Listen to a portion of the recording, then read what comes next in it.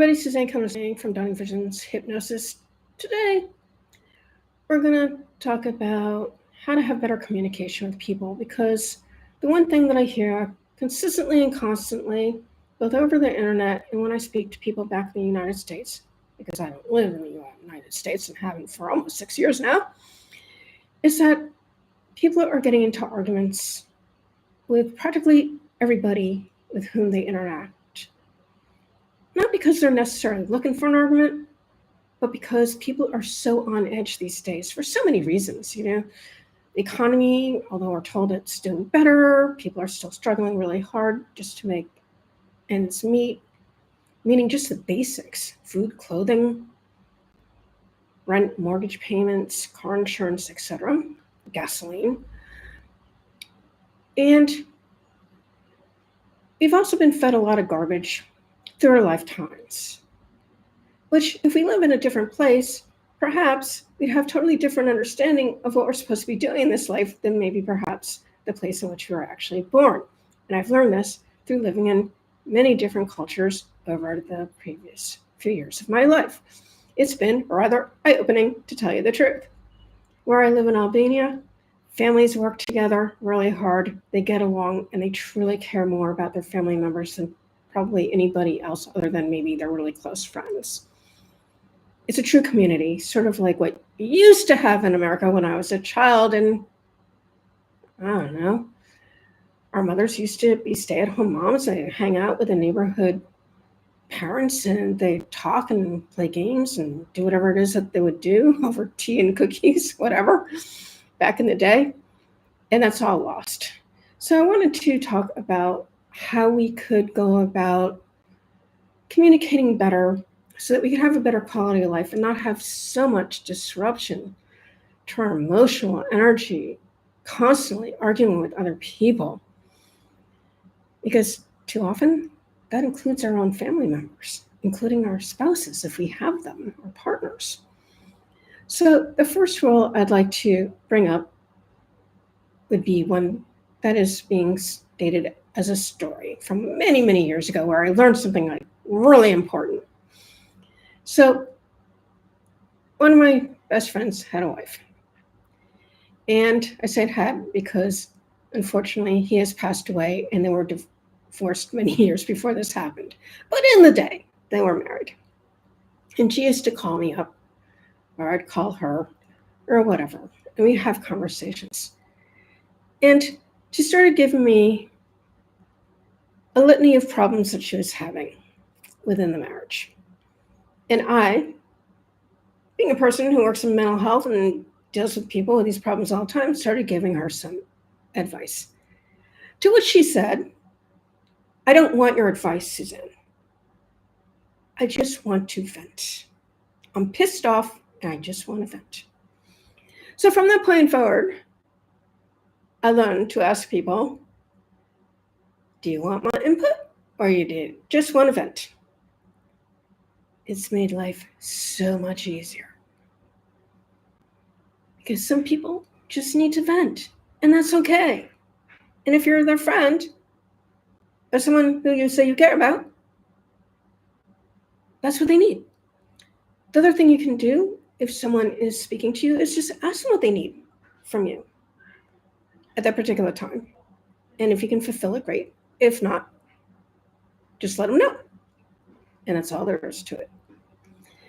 The second thing that I'd like to say is that too often we get stuck in our opinions of things because we've been taught certain things. Now, one of the things that I've learned the hardest way possible, because I went through hell learning it, is that the psychiatric world is not really based on a whole lot of reality, nor is the world of psychology.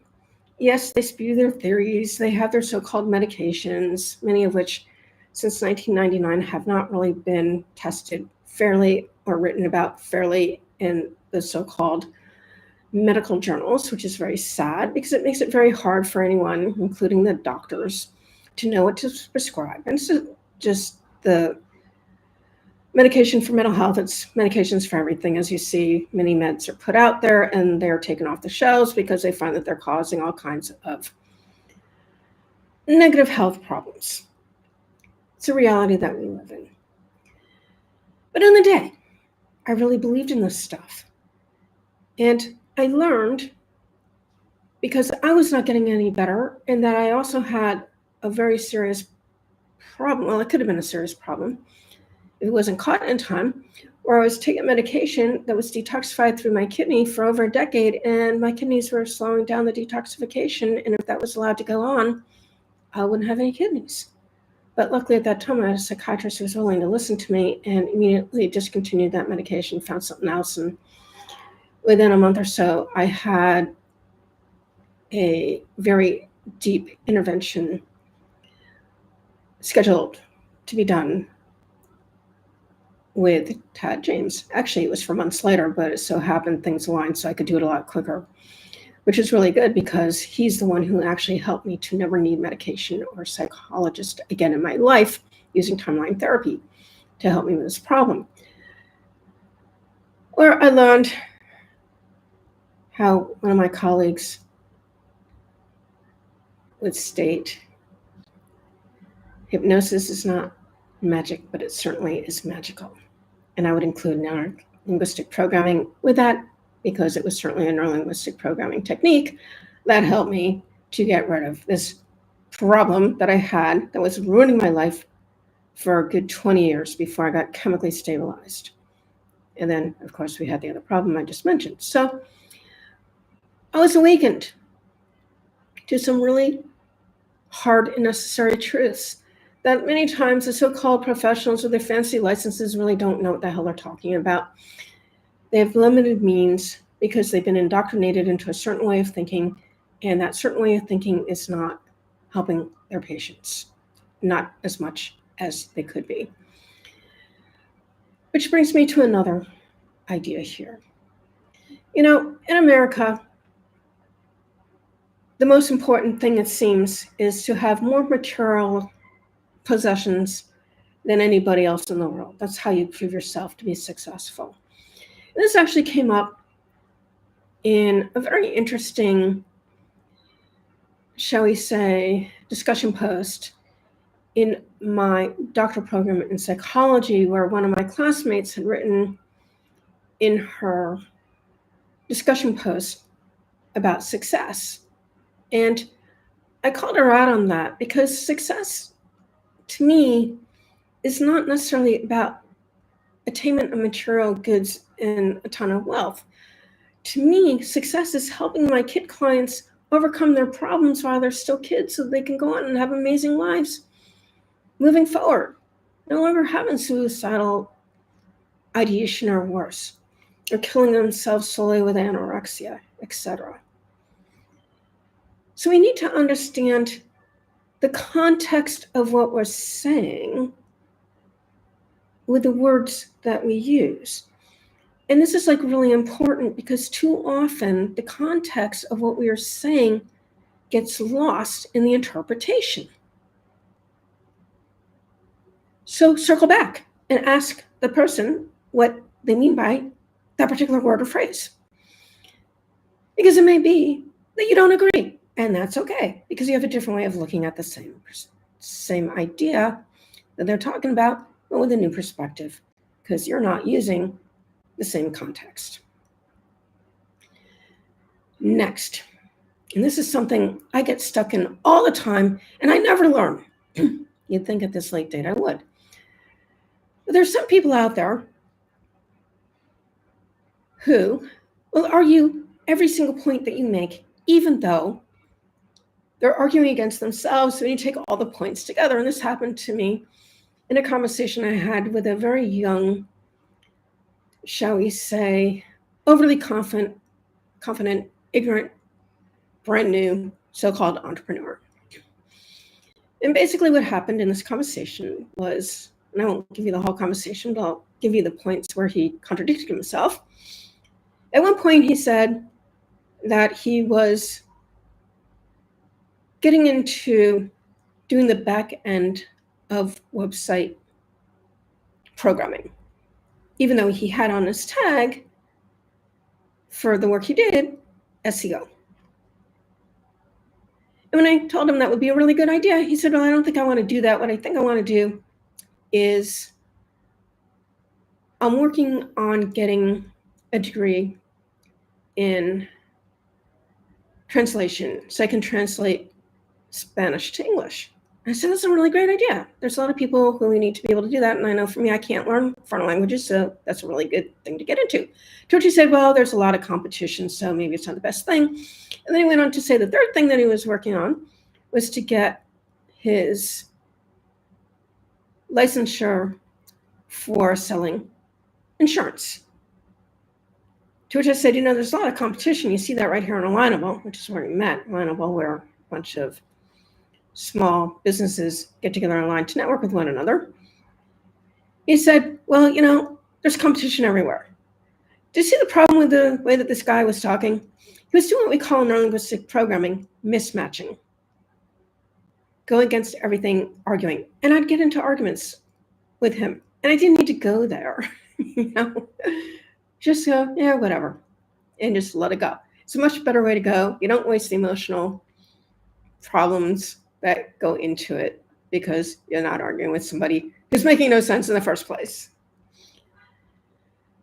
The next thing that I'd like to talk about is a little bit more emotionally traumatizing sometimes. And that has to do with people who are married to toxic people.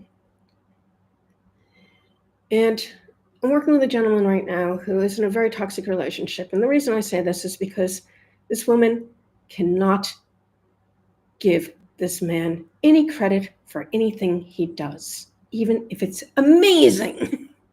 All right? And that's really, really sad. And my guess is that she might have avoidant personality disorder. I don't know for sure because I've never talked to her because she will not talk to me. But she avoids everything and then blames him for everything not working out the way it needs to work. Now, that's not to say that he's not culpable for some things that he's done over the years, and he's willing to take responsibility for those things. But the difference is she's unwilling to take responsibility for anything, including the fact that she's unwilling to do any proactive steps, and yet continues to blame him for whatever's happening in the family. We need to understand that when we're being undermined, when we're being dismissed, when we're being demeaned, especially when it happens in public by another person, and this happened in one of my relationships actually many, many years ago, where the guy I was dating at the time would just dismiss everything that I said, even though he had no idea what the hell he was talking about. These are toxic people. You don't want them in your life. They're going to drag you down. The reason it took this gentleman over a year to get a contract signed was because he was feeling depressed because of all this diminishment, and I would say even emasculation of himself as a male by his wife, that he was depressed and couldn't move forward because depressed people have a really hard time doing anything, depending on the depth of the depression. So I share these with you because I want you to be smarter about how you go about discussing things with other people, when to put the energy out, when to hold it back, when to say whatever, and when to cut off relations, or at least minimize them, depending on the context of the relationship. Because no one needs to feel hurt, abused, diminished by other people. No one needs to spend their emotional energy in these ways. But we have to have our eyes wide open to how these things happen so that we're not pulled back into it repeatedly. So I hope you found this to be helpful going forward in your communication with other people, regardless of who those people are. Oh, and there's one more example I have actually from a professor who I'm getting along with really well now in the second course I'm taking with her. But during the first course, she jumped to all kinds of conclusions about who I am and what I do and what I believe. And I actually wrote her an email and I explained to her all the things that she did not understand and took totally out of context. And from that day forward, she thanked me for that input and she's been really respectful to me. So sometimes you just have to have a heart-to-heart with somebody in some method that will work to get them to understand that they're misrepresenting something they couldn't possibly know. Because in this case, the woman had only known me through 2 discussion posts and maybe 3 or 4 days in her class at that time. All right, that's it for now. Thank you so much for spending your time with me. Till next time. Bye-bye.